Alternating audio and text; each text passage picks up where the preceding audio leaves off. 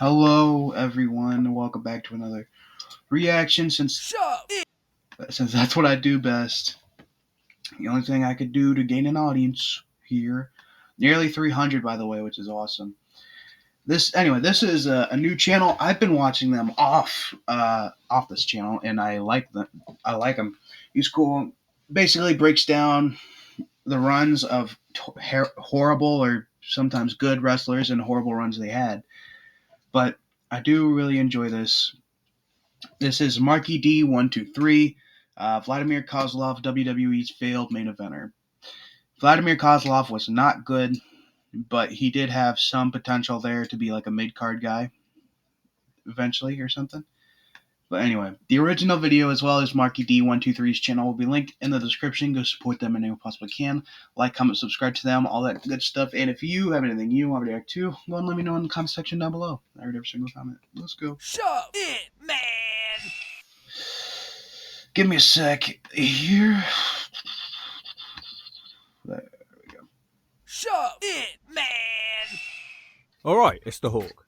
I feel like Vladimir Kozlov is almost a meme character on this channel. He's not quite on the level of Sonny Don't Look at My Asiaki or Jeff Hardy's stoner friend, but he does have potential. Perhaps it was that one time that I claimed he was better than Gunther. I don't actually No, he's definitely not, but alright. know that to be true, by the way. When you do comedy, people never really know what's real and what's not. So whilst Vladimir Kozlov is not really viewed as anything more than wrestling comedy, there was actually a time when this big ugly burger eater was pushed as a serious main eventer. Yep. And that's where we'll be heading today.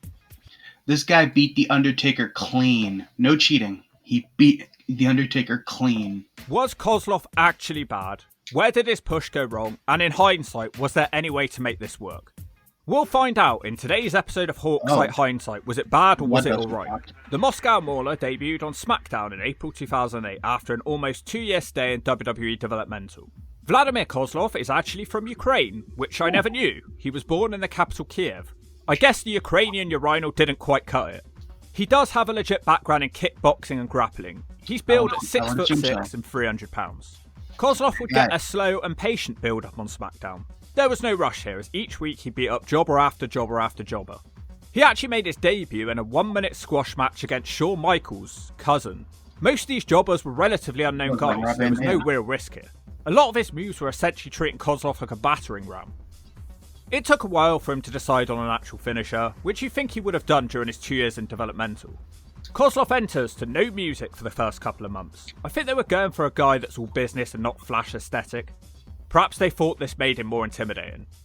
After a month of some actually really fun squash matches, and by the way I especially enjoyed the match against Colin Delaney as he bumped all over the ring and made it for a good crazy squash match, and yes, the crowd did care at this point.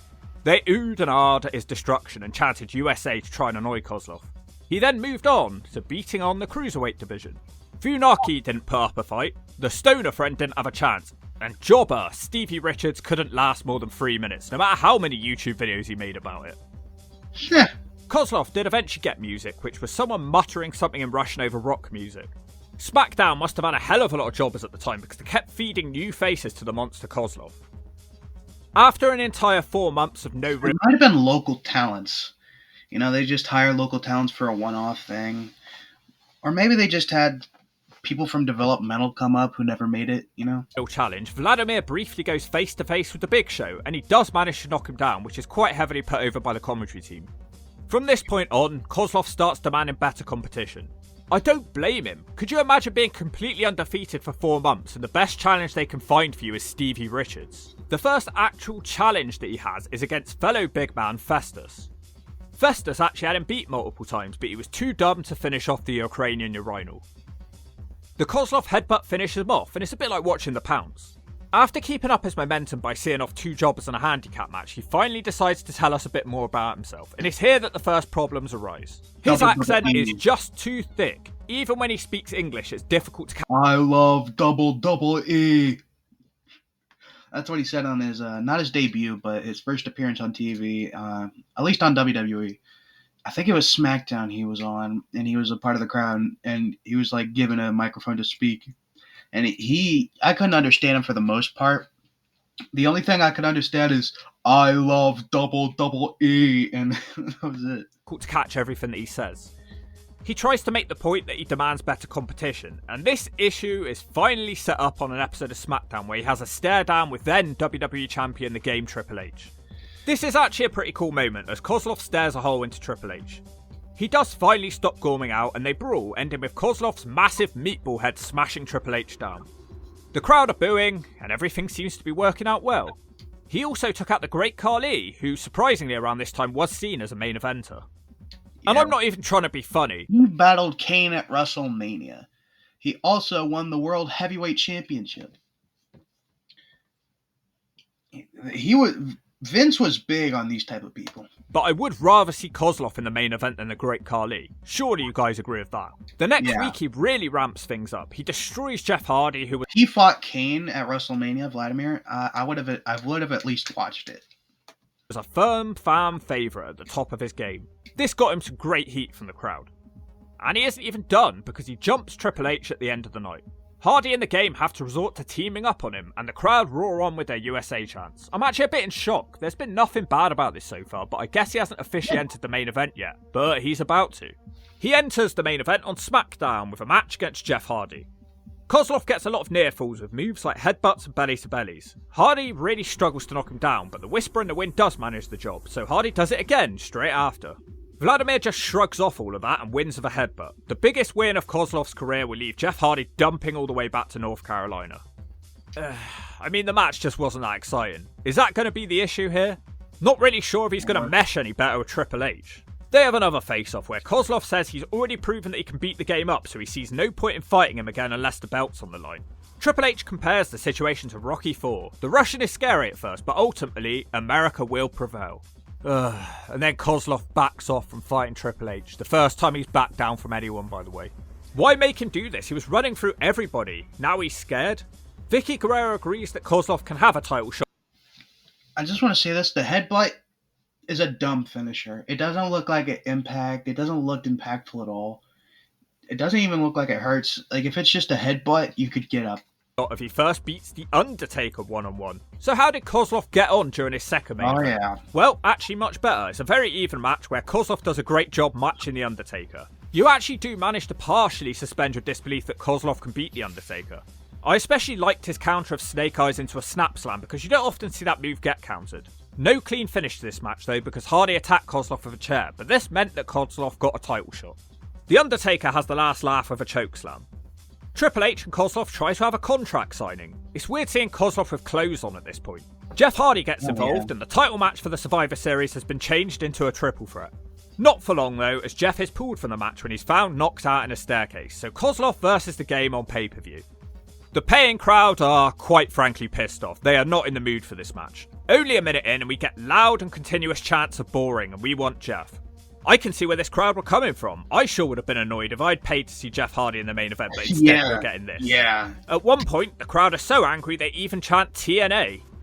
They must have been upset to chant that. Kozlov lands his battering ram headbutt for a double down. He gets a lot of near falls in this match, but the crowd just don't care. They couldn't give a turd about this match, and it is distracting. Kozlov tried to have a mat wrestling match for the Game. WWE take it one step further and decide to troll the fans more during the match by having Vicky Guerrero walk out and proclaim that he's here. But he is just Edge taking Hardy's place in the match. That's Edge stupid. beats Triple H, but at least Kozlov was protected. It wasn't actually as bad a match as people say, it was just that the WWE didn't give the fans what they came to see. Kozlov is livid about being screwed at Survivor Series and he demands another title shot or he will beat everybody up. Instead, he gets told to beat up Matt Hardy in a beat the clock challenge match. He has to do this to get another title shot. Second best thing, his brother. Has 12 minutes and 13 seconds to beat Matt Hardy in, but he fails to do that. Jesus Christ, couldn't you have had him beat Matt Hardy? You're trying to make him a main eventer after all. Matt isn't ever going to be there. It's not the ideal way to bounce back from a poorly received pay-per-view match. But of course, Jeff and the Game both beat his time. Kozlov is a bad loser, so starts feuding with Matt Hardy. For what it's worth, Kozlov is given the award of Breakout Star of the Year. The only award he should be winning is the most miserable man on the roster. You'd be miserable too if you went from a title shot with the Game to facing Matt Hardy in the opener of the next pay-per-view. That's some fall from grace right there. Kinda true, yeah. Kozlov wins for what it's worth, and by the end of 2008, he went back to facing jobbers in squash matches. For some reason, he was now proclaiming he was going to win the Royal Rumble. At this point, the fans are in silence during Kozlov's matches. It's not like they're bad or he's botching. The fans just don't care to see him. Yeah. They just don't care about Kozlov. That's the problem. Like, it wasn't that he was, like, a bad wrestler. He was, like, meh at best. Like, he wasn't bad, but he was just meh. He's a big guy. He's intimidating, but, like, you gotta make the fans at least kind of care about him or hate him, you know? To either get him some good heel heat or something. I don't know. After a few short weeks, the WWE decided to push Kozlov again.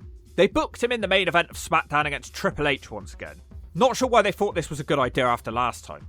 But halfway into the match, the Big Show is added to aid Kozlov in the handicap match. It would have made Kozlov look far tougher if he'd seen this one out on his own.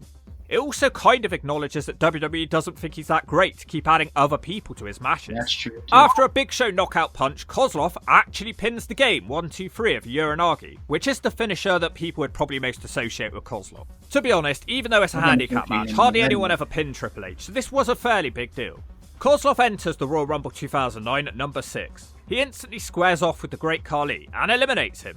A month or so earlier, Khali had been a main eventer. Kozlov quickly throws out MVP. He also catches a Carlito dive and throws him out too. It was nice to see WWE giving him a bit of attention, but then Triple H enters and he's pretty much screwed. The game quickly eliminates Kozlov. Vladimir has a chance at revenge on the following SmackDown in a triple threat with Khali in the game, but again, Kozlov was unable to pick up a win here.